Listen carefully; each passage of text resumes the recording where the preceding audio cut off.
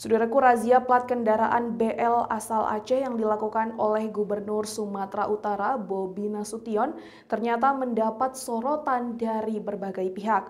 Salah satunya akademisi yang menganggap bahwa tindakan Bobi Nasution tersebut bisa dipidana.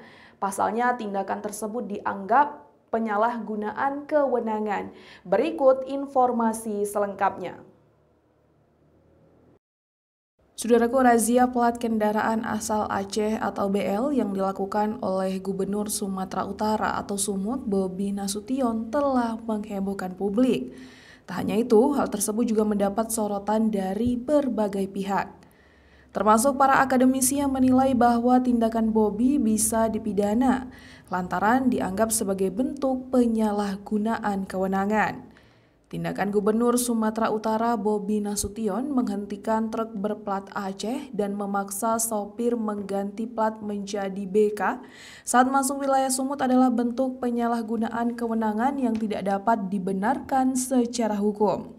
Dalam perspektif hukum administrasi negara, perbuatan tersebut jelas melampaui kewenangan seorang gubernur, ungkap dosen Fakultas Hukum Universitas Malikul Saleh Muksalmina kepada serambinews.com pada Senin 29 September 2025. Menurut Muksalmina, dalam pasal 65 ayat 2 Undang-Undang Nomor 23 Tahun 2014 tentang pemerintahan daerah, gubernur hanya berwenang menjalankan urusan pemerintahan yang ditetapkan undang-undang. Ia menambahkan, kewenangan Polri telah diatur jelas dalam pasal 13 Undang-Undang Nomor 2 Tahun 2002 dan pasal 260 Undang-Undang Nomor 22 Tahun 2009 tentang lalu lintas dan angkutan jalan.